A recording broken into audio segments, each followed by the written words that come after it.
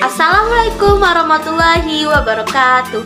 Hai semua, perkenalkan nama saya Nurul Galbi dari Prodi D3 Manajemen Informatika. Di sini saya akan menyampaikan materi mengenai sejarah komputer, mata kuliah pengantar organisasi komputer. Setelah video ini ada akan penjelasan mengenai materi yang akan saya bawakan.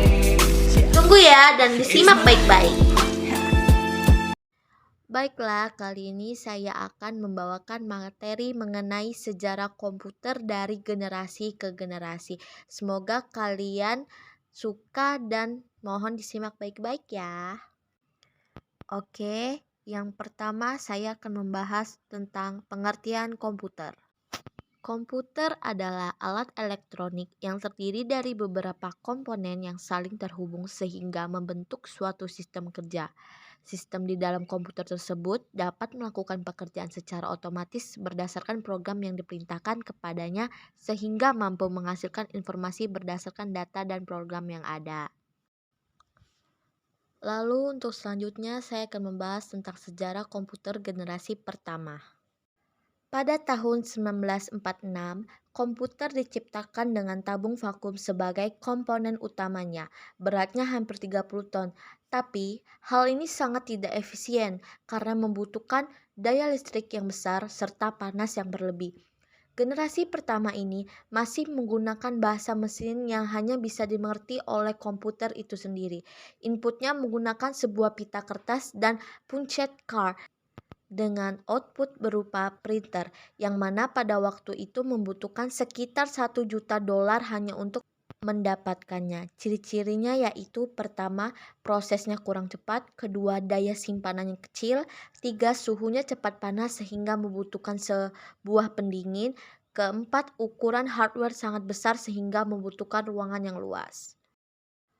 Lalu generasi kedua. Generasi kedua atau transistor. Generasi tabung vakum mengalami perkembangan sehingga tergantikan oleh teknologi transistor sebagai komponen utama yang sangat canggih. Mulai digunakan sekitar tahun 1959 hingga 1965. Beberapa kelebihan yang dimiliki adalah ukurannya yang lebih kecil, tidak terlalu panas, dan minim tingkat kegagalan.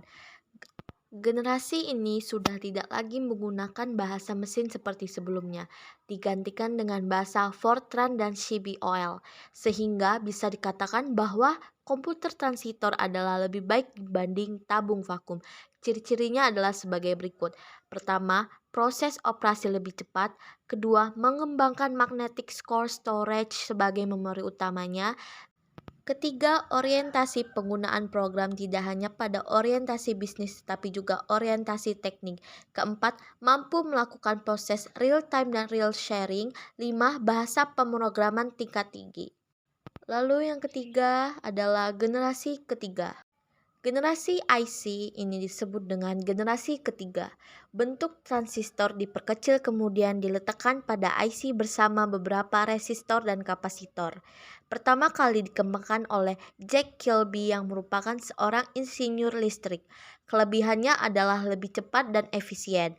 Juga merupakan komputer yang pertama kali menggunakan monitor dan keyboard. Mengalami kemajuan dibanding sebelumnya yang menggunakan kertas karena dibanderol dengan harga yang cukup murah sehingga pada masa itu orang-orang mampu membelinya. Ciri-cirinya di bawah ini. Yang pertama, kapasitas memori lebih besar. Kedua, menggunakan terminal visual display yang bisa mengeluarkan suara. Ketiga, media penyimpanan dengan kapasitas yang besar. Empat, karena menggunakan IC sehingga memiliki performa yang lebih cepat. 5. Peningkatan software dan masih banyak lainnya. Lalu selanjutnya generasi keempat. Generasi keempat atau mikroprosesor pertama kali dibuat oleh IBM pada tahun 1971, kemudian di tahun 1984 perusahaan Apple merilis Macintosh. Sejarah komputer dan perkembangannya selanjutnya memasuki masa mikroprosesor, yang mana masih digunakan oleh beberapa masyarakat Indonesia hingga saat ini. Bersamaan dengan generasi mikroprosesor ini, lahirlah internet. Tampilan monitornya masih menggunakan satu warna atau green color. Selain itu, dikembangkan oleh chip sebagai memori komputer. Seiring berkembangnya waktu, para pakar mencoba untuk melengkapi apa yang belum ada, yaitu PC compatible. Oleh karena itu, pada generasi inilah istilah PC mulai muncul, perangkat mulai dikembangkan untuk perorangan dan mudah dibawa kemana-mana, yaitu laptop. Selanjutnya, generasi kelima. Yang terbaru dari perkembangan komputer adalah munculnya teknologi bernama AL yang memiliki kecerdasan buatan sehingga dapat melakukan input dengan lebih baik. Bahkan, dengan teknologi ini Anda dapat menginput bahasa yang digunakan sehari-hari, menyesuaikan keadaan dan mempelajari lingkungan sekitar. Banyak developer yang saat ini sudah mulai menggunakannya, disebut sebagai komputer masa depan. Dikembangkannya Intel dan Microsoft yang diperakasai oleh Bill Gates yang merupakan pionir dari standar hardware dan software di seluruh dunia. Ditandai dengan munculnya smartphone, tablet, netbook, dan masih banyak lagi yang lainnya. Juga LSI (Large Scale Integration) yang memadatkan ribuan mikroprosesor. Yang paling terbaru adalah Pentium 4 yang dikeluarkan oleh Intel Corporation. Walaupun komputer generasi ini memiliki bentuk yang kecil dan sederhana, tetapi memiliki kecepatan dan kecanggihan yang tidak perlu diragukan lagi. Mungkin itu saja yang bisa saya sampaikan. Saya ucapkan terima kasih. Mungkin itu saja yang bisa saya sampaikan. Bila ada salah kata, mohon dimaafkan ya. Saya akhiri. Wassalamualaikum warahmatullahi wabarakatuh. Dadah guys, see you.